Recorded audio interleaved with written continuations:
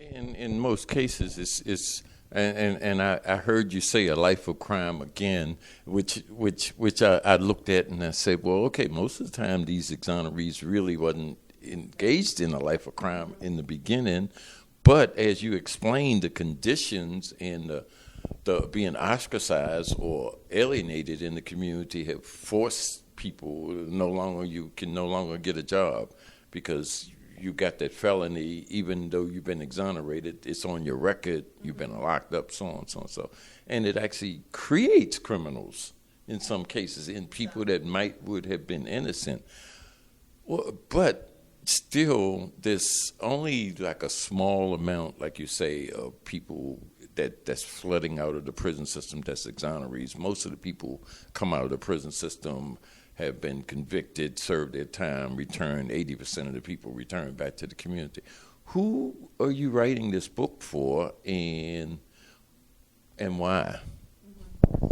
Well, I think our national attention right now is on the flaws of the criminal justice system. We saw that with Making a Murderer and its popularity. And I think a lot of people were shocked that these mistakes and the misconduct that was occurring in Wisconsin around Stephen Avery's case, they were shocked to see that behavior. But when I was watching that series, I actually thought, well, this just looks like all the exonerees in my book. This looks like all the cases that I've seen. This is actually very common. This isn't exceptional in any way. I guess what's exceptional is the fact that people are starting to pay attention to it. So I do hope that a larger audience can identify with this book. The other thing too is I think when you focus on issues of innocence, people care a lot more about what happens to innocent prisoners than what happens to guilty prisoners, right, who are released.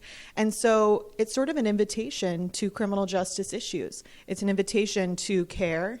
It's an invitation to learn about the contributing factors to wrongful convictions and the many ways that the criminal justice system can break down. And in so doing, I think you learn about other characters in the book, other people that are in prison for the crime they actually committed, but in no way is it a just system, to deal with their cases or to repair the harm that they may or may not have caused society. And then again, what a lot of exonerees deal with, as well as parolees, the main offense, if there was any, was just being poor and being unable to fight your case or pleading guilty to a crime that you may or may not have committed, but you plead guilty because you just want to return to your family. And so that makes it, again, very difficult for exonerees, especially to gain compensation in the end, because many states have a provision where if you contributed to your own conviction, you can't gain compensation. And so that really, further disenfranchises people who may have falsely confessed to the crime. Is that a contribution to your wrongful conviction? Or who pled guilty just to get the best possible outcome for their life or what they thought would be at the time. As you were saying that, I was thinking, in your research, what role does institutional racism play in exonerating people? I mean, as you look at these different cases you looked at, how easy is it for a white person to be exonerated as opposed to a person of African descent? Mm-hmm. So I think it's much easier for a person of color, to be wrongly convicted than it is for them to be exonerated of the same crime. So when you look at the registry of exonerations, there are a little more than 1,800 known exonerations. Of course, the number is much higher, but that's how many we know of since 1989. And about 700 of them are Caucasian, okay? So I don't think that is representative of the number of people who are truly wrongly convicted and sitting in prison or have been wrongly convicted, especially when you look at states and areas that we know have a high amount of official misconduct, and we know that racism is such an important piece of that.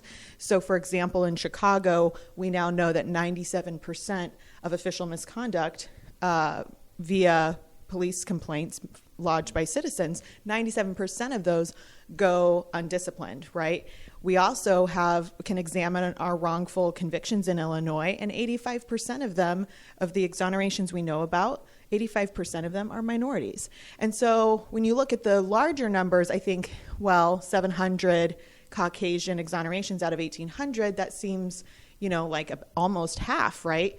But I also think that we're seeing wrongly convicted numbers higher for people of color, and it's also probably harder to fight a conviction behind bars and try and overturn a case behind bars when you don't necessarily have resources. So there's a socioeconomic piece too, insofar as that does connect to race. So I think it's a little bit of both.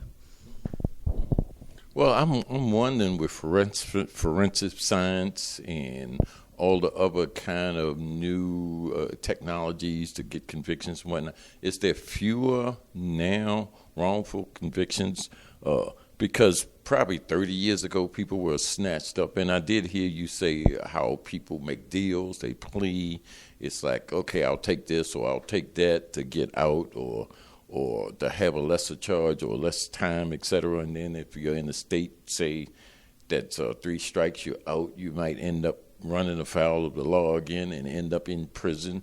But is it that fewer people are being actually wrongfully convicted and put into the prison system now because of science and the new technology, or? I think when you look at developments in forensic science and other science, so arson science, for example, has come a long way. Arson used to really wrongly convict a lot of people. Some of those convictions have been re-examined, and now some of those people are free. We know that there was bad hair evidence and testing, right, that was pretty epidemic. Dental bite mark evidence was kind of suspect as well. But when it comes to whether or not people are being wrongfully convicted at a lesser rate, I think that's hard to say. My concern is mainly around police misconduct and the racism within many police systems, where people are being falsely arrested, having things planted on them. It may not always rise to the level of murder, right, a murder conviction, but I do think that many people are being put behind bars, warehoused in prisons for crimes that they didn't commit. If they committed a crime at one point, then they're known to police, or even if they didn't. One of the exonerees in my book, who was wrongly convicted of murder, had a few incidents where things were planted on him, and so he had a record, but it wasn't a real record, right? And so I think that is really the area that is going to be the hardest to tackle. We can empirically say with DNA evidence or with developments in other areas of science, we can grow in that area. We can debunk things. We can free the innocent.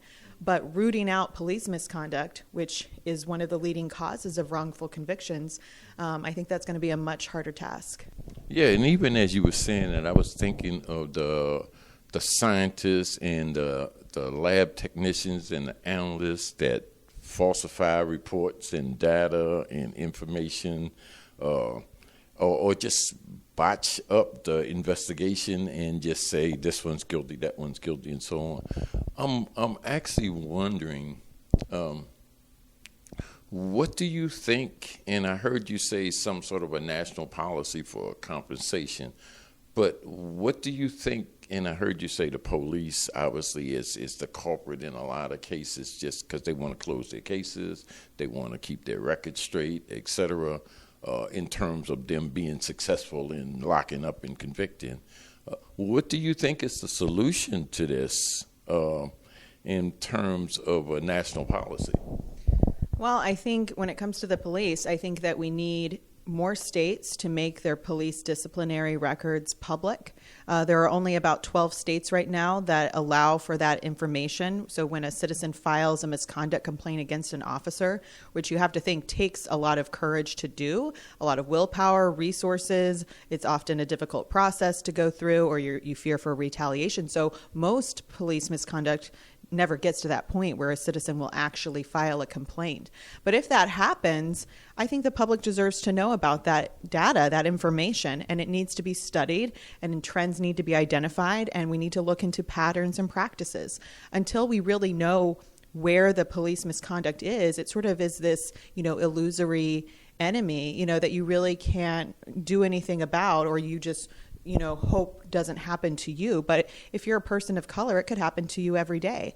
Where I work at the Invisible Institute on the south side of Chicago, we're a production company. One of the things that my colleagues do is work with a project called the Youth Police Project, where they interview south side teenagers about their often daily experiences with police.